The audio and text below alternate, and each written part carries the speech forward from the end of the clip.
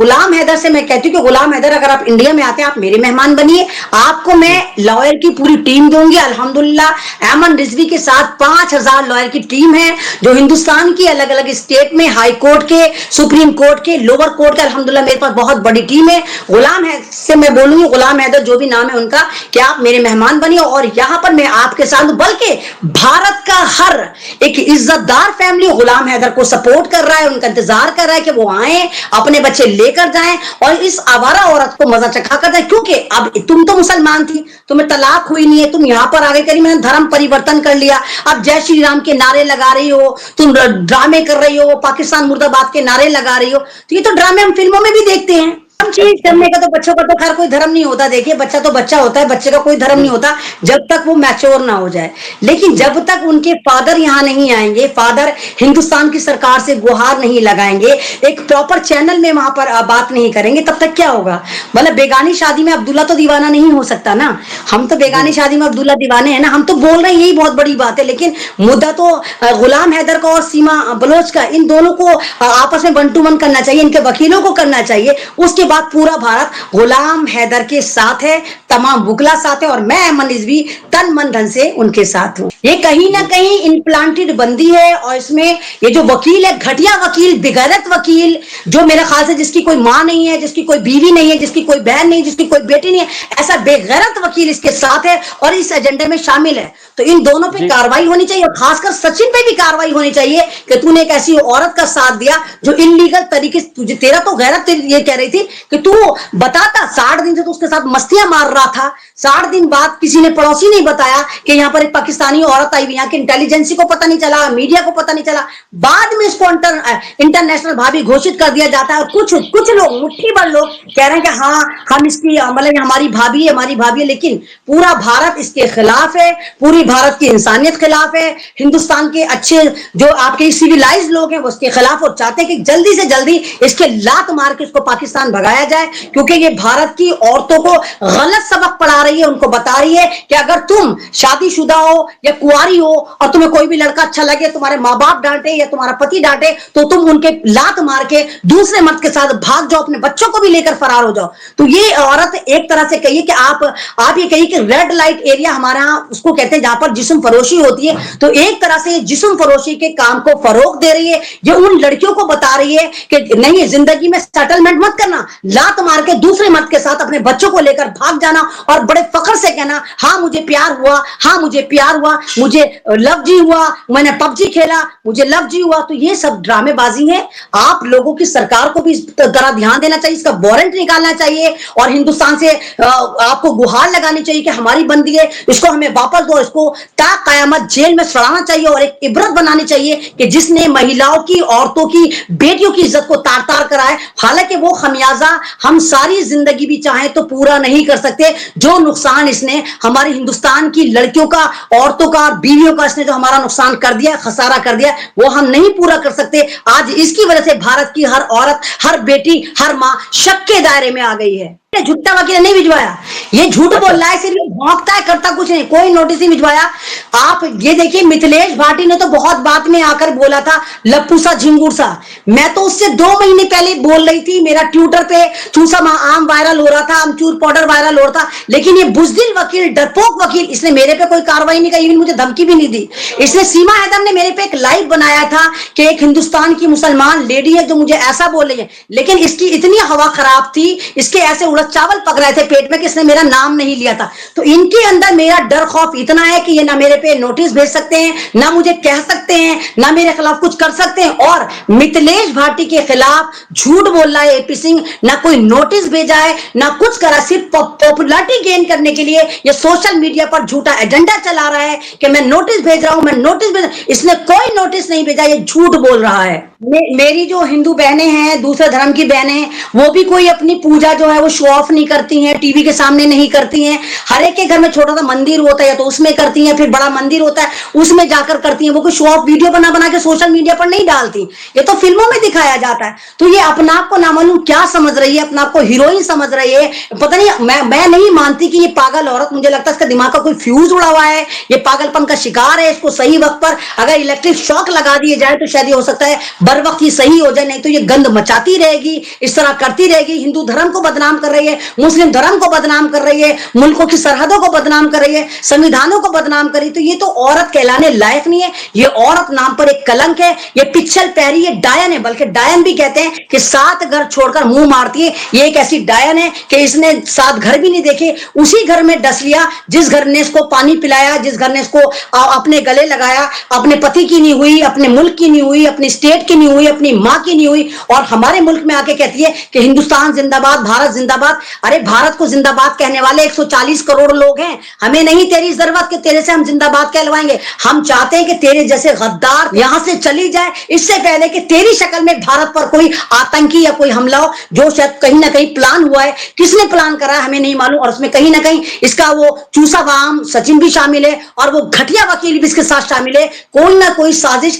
हमारे खिलाफ, हमारे भारत के खिलाफ रची जा चुकी है। रचयिता कौन है, किसने रची, ये आपको देखना होगा। चंद्रयान के लिए करा तो चंद्रयान तो साइंटिस्ट कर रहे थे कोशिश, तूने पाकिस्तान के लिए क्यों नहीं करा? तू तो पाकिस्तान में 35 साल से पड़ी थी, तूने वो व्रत अपने लिए क्यों नहीं रख लिया कि हिंदुस्तान तुझे नेशनलिटी दे दे? तूने वो व्रत उसलिए क्यों नहीं रख लिया कि तेरा गुलाम हैदर तुझसे मोहब्बत करने लगे? तूने वो व्रत अपने लिए क्यों नहीं रख लिया कि पाकिस्तानी तुझसे मोहब्बत करने लगे? तूने वो व्रत अपने लिए क्यों नहीं रख लिया कि हिंदुस्तान का बच्चा बच्चा तुझसे मोहब्बत कर? ये सब ड्रामा है, इनमें कोई व्रत वगैरह नहीं रखा।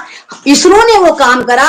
चंद्रयान अगर कामयाब तरीके से चांद पर गया है तो इसमें हिंदुस्तान के 140 करोड़ लोगों की मेहनत के साथ हमारे साइंटिस्ट का बहुत बड़ा योगदान है, हमारी साइंस का बहुत बड़ा योगदान है, हमारी सरकारों का बहुत बड़ा योगदान है। इसने इसमें क्या करे, सब ड्रामेबाजी है, इसके अलावा कुछ भी नहीं है। तो डिपोर्ट करना चाहिए। पहले डिपोर्ट करने से पहले हिंदुस्तान में एक बेल्ट होती है राधे राधे, इस पे राधे राधे नाम की बेल्ट इस पे सटासट बरसनी चाहिए, इसकी बॉडी पर टैटो बनाने चाहिए, उससे पूछना चाहिए बता विकास की चाबी सीमा भाभी तू किस मकसद से, किस मंशा से भारत आई है, और वो कौन लोग हैं जो तुझे यहां लेकर आए? क्योंकि मुझे ये भी पता चला है कि दुबई की बार में बार डांसर थी और कोई भारतीय नेता इसको वहां से डिपोर्ट कराकर लेकर आया, और दिल्ली में बहुत सारे लोगों ने, बहुत सारे लड़कों ने इसका साथ दिया है, फिर इसको सचिन के घर छुपाया गया है। मैंने तो पाकिस्तान की सारी वीडियो देखी जहां पर हर लड़का कह रहा है मेरे 10,000 लेकर भाग गई, मेरी माशूका थी, मैं से प्यार करता था, मैं इसके घर मिलने जाता था। कोल्ड ड्रिंक वाला कह रहा है मेरे पैसे लेके भाग गई, चिप्स वाला कह रहा है मेरे पैसे लेके भाग गई, और फेसबुक के आशिक कह रहे हैं कि हमारे पैसे लेके भाग गई, महल्ले के आशिक कह रहे हैं। तो मैं कह रही हूं कि कैसी औरत है, इसकी आशिकी का चैप्टर बंद ही नहीं होता। कौन सा सॉफ्टवेयर है जो फ्यूज खा गया है, वायरस घुस गया है कि इसको हर घंटे प्यार होता है, मुझे प्यार हुआ, मुझे प्यार हुआ कह के ये हर छोटे से बड़े लड़के को लेके 70 साल के बुढ़े तक को बेवकूफ बना रही है। तो ये तो मालूम करना चाहिए कि आया इसको ऐसी कौन सी मोहलिक बीमारी है जो दुनिया में इकलौती इसी को है, और इसने एक तरह से जो महिलाओं को बदनाम करा है, इसके ऊपर पूरी रिसर्च होनी चाहिए कि इसको आखिर प्रॉब्लम है तो क्या है। चीज करने का तो बच्चों का तो खैर कोई धर्म नहीं होता। देखिए बच्चा तो बच्चा होता है, बच्चे का कोई धर्म नहीं होता जब तक वो मैच्योर ना हो जाए। लेकिन जब तक उनके फादर यहाँ नहीं आएंगे, फादर हिंदुस्तान की सरकार से गुहार नहीं लगाएंगे, एक प्रॉपर चैनल में वहां पर बात नहीं करेंगे, तब तक क्या होगा? मतलब बेगानी शादी में अब्दुल्ला तो दीवाना नहीं हो सकता ना। हम तो बेगानी शादी में अब्दुल्ला दीवाने हैं ना, हम तो बोल रहे हैं यही बहुत बड़ी बात है। लेकिन मुद्दा तो गुलाम हैदर का और सीमा बलोच का, इन दोनों को आपस में बंटू मन करना चाहिए, इनके वकीलों को करना चाहिए। उसके बाद पूरा भारत गुलाम हैदर के साथ है, तमाम बुकला साथ है, और मैं अमन रिजवी तन मन धन से उनके साथ हूं। देखिए वो जब ये इलीगल तरीके से आ गए, इसको पता हो किस रास्ते से आई है। दूसरी बात, इसके पास बहुत सारे सिम हैं, बहुत सारे पासपोर्ट हैं, बहुत सारे मोबाइल हैं जो खराब है, जिनको लेकर आई है। इंसान खराब चीज को कूड़े में डालकर आता है, ये लेकर आई। तो कुछ ना कुछ ऐसा मसला है, कोई ना कोई ऐसा राज है जहां पर कोई ना कोई झोल है। मैं कहती हूँ कुछ ना कुछ दाल में काला है। वो तो पता चलेगा कि आया मामला क्या है, ये औरत सच में क्यों आई है, ये एक्टर बनने आई है या किसी नेता की रखेल है, या एपी सिंह इसको बरगला कर लाया है, या कोई दूसरा बहुत बड़ा यहाँ पर भारत को खतरा हो सकता है। वो तमाम चीज जब इंटेलिजेंस जाएगी, इससे मालूम करेगी। ये तमाम चीजें जब ही आश्कार होंगी, जाहिर होंगी, तभी पता चलेगा। वकील ऐसा है जिसको इंसानियत से मतलब नहीं है, भारत के कॉन्स्टिट्यूशन से मतलब नहीं है, भारत से मतलब नहीं है। जो इंडिया का वकील है, जो कहीं ना कहीं इसके साथ गुपचुप कर रहा है, कहीं ना कहीं इसके साथ इसका गठबंधन है, तो ये केस वेस नहीं लड़ा, उससे नैन मटक्के कर रहा है, उसको इस्तेमाल कर रहा है। इसकी बात का और गधे की लात का यकीन मत करिए। मैंने कहा ये पॉपुलरिटी गेन कर रहा है। जो एक बाजारू लड़की है, जिसके बारे में एक पार्लर वाली आंटी लगातार कह रही है कि ये एक रात के 10,000 लेती थी, तो हिंदुस्तान का हर वकील गुलाम हैदर के साथ खड़ा है। तुम उस देश की वफादार नहीं जिस देश से आई, आज उस देश को तुम गालियां दे रही हो। लेकिन इस ठरकी औरत ने, इस आवारा औरत ने इसका सॉफ्टवेयर उड़ा हुआ है, जो मोहब्बत के नाम पे हर घंटे मोहब्बत इसकी अलग बदल जाती है। यही वकील, घटिया वकील, उनको कोठे पे बिठा देगा, उनको नीलाम कर देगा, उनकी इज्जतों से खिलवाड़ करेगा। आप देख के रखिए, ये मामा नहीं, ये कंस मामा बना है, जो अपनी भांजियों का साथ खुद गलत काम करेगा। फिल्मों में हमारे एक्टर नहीं करते कि आतंकवादियों के रोल, तो क्या वो आतंकवादी हो जाते हैं? तो ये जो ड्रामे कर रही है, इसकी वजह से एक तो ऑलरेडी हमारे पड़ोसी देश में ताल्लुकात अच्छे नहीं है, ऑलरेडी हम पड़ोसी देश से हमारे हमेशा पंगे शंगे रहते हैं, ऊपर से इस ठरकी औरत ने, इस आवारा औरत ने इसका सॉफ्टवेयर उड़ा हुआ है, जो मोहब्बत के नाम पे हर घंटे मोहब्बत इसकी अलग बदल जाती है। मुझे तो यही नहीं मालूम कि सचिन के साथ भी कैसी है। पता नहीं आपने वो वीडियो ऑडियो देखी नहीं देखी, जहां सचिन का गला घोट रही है, जहां सचिन के थप्पड़ मार रही है। सचिन कह रहा है कि मैं तेरी पोल खोल दूंगा। अब वो कौन सी पोल है जो सचिन खोलना चाहता है? कुछ ना कुछ राज है। और स्ट्रीम चैनल पे जो ये आकर बैठ रही है, इसको वहां से मेहनताना मिलता है, किसी चैनल से 3 लाख मिल रहा है, किसी चैनल से 4 लाख मिल रहा है, तो ये इसलिए अपना आप को प्रमोट कर रही है। और ये ख्वाब में है, ख्वाब खरगोश में, कि मुझे भारत की फिल्में मिलेंगी और भारत की फिल्मों में मैं हीरोइन बनूंगी। आप बताइए कि पाकिस्तान के क्या एक्टर हिंदुस्तान में काम नहीं करते थे? अदनान सामी है, वो गाते भी थे, एल्बम भी करते थे। आपके आतिफ असलम है, वो हिंदुस्तान आके प्रोग्राम्स करते थे, और हिंदुस्तान वाले उनको पलकों पर बिठा कर रखते थे, सर पर बिठा कर रखते थे, लेकिन एक प्रॉपर चैनल में आते थे।